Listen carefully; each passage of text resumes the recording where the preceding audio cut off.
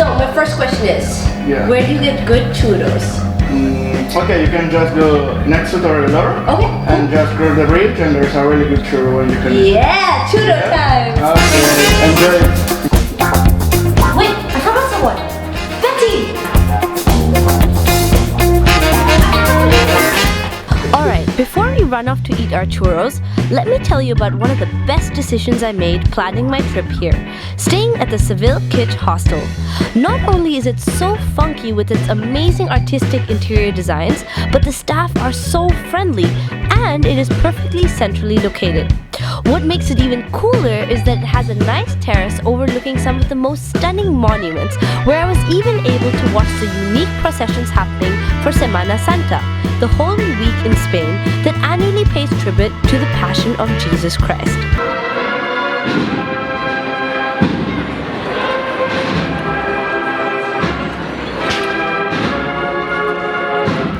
One element that caught my eye was this symbol that I had seen in so many places around the city.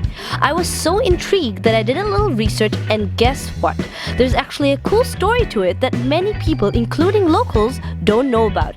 And it refers to the close relationship between Alfonso X, the Wise, with the city of Seville.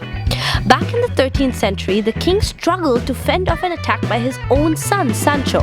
In a bitter battle for the throne, Seville stayed loyal, and Alfonso rewarded the city with a slogan to celebrate its loyalty to him.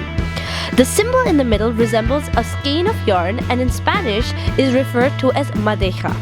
When you read out the whole thing, including the no and do, it sounds like no me ha dejado. It has not abandoned me, meaning Seville has not abandoned him. Interesting, eh?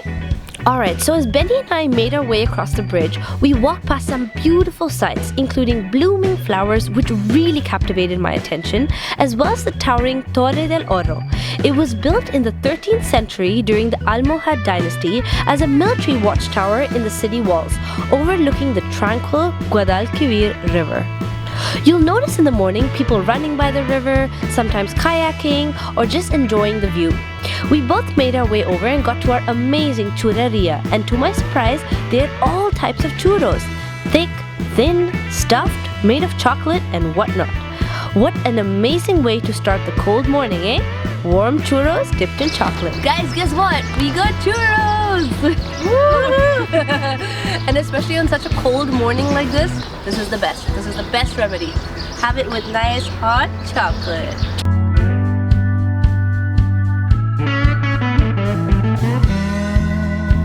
As we were anyways near the Triana area, we decided to stop by the authentic local Triana market, a super lively place that sold not just fresh produce, but also had really neat shops and restaurants. For a food lover, this is ideal. We even saw a cooking class taking place, so definitely they got some interesting stuff to offer here. Speaking of food, you cannot go to Seville and not have tapas, right? So I had read about this place called El Rinconcillo that was Seville's oldest bar that has been around since 1670, and I was so excited to go there. We walked past beautiful gardens, fresh flowers, winding streets, whitewashed churches, and when we finally got there, it was so packed I could only get some shots from the outside. But wow, what a place! We decided to stop by a neighboring restaurant called La Manzanilla for lunch, and were surprised by the hospitality. The staff were super friendly and even offered us a free drink.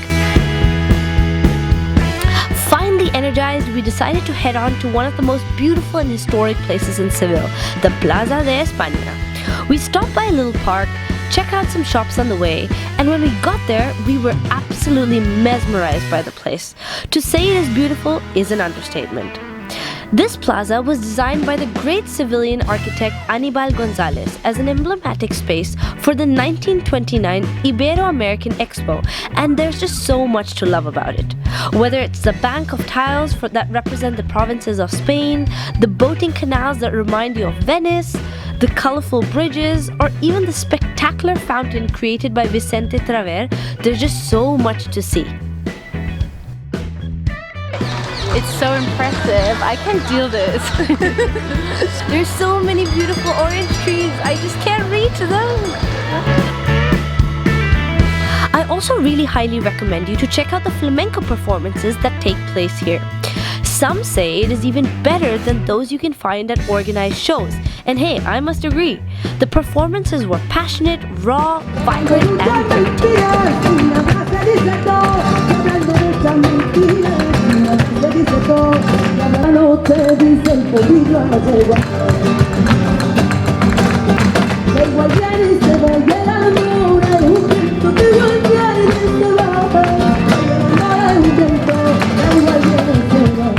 After our time here, we split ways as Betty went to catch up with her friends.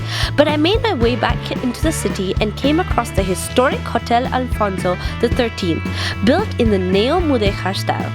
Visitors are allowed to check out the first floor, especially the beautiful patio, so I decided to go check it out.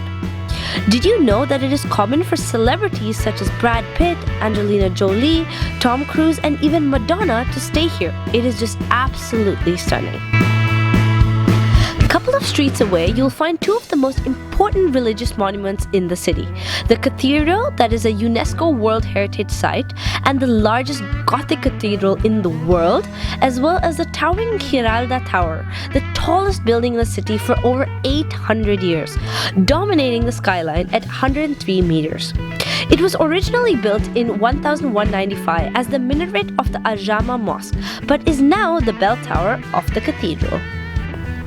If you want to take a little walk further up and check out the Metropole Parasol, or as people here call it, Las Setas, meaning the giant mushrooms in the old quarter, I would definitely recommend heading to the roof for amazing views across the city, or to the archaeological basement to explore the Museo Antiquarium, to explore Roman and Moorish ruins.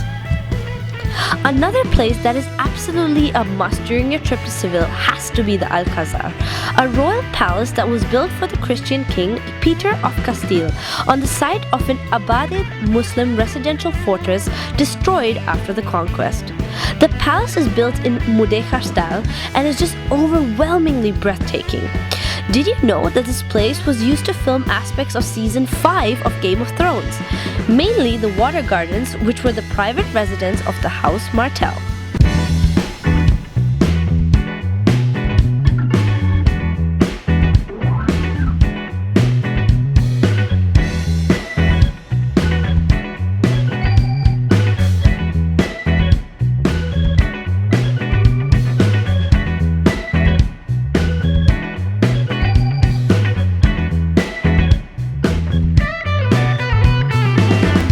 Seville really left me speechless.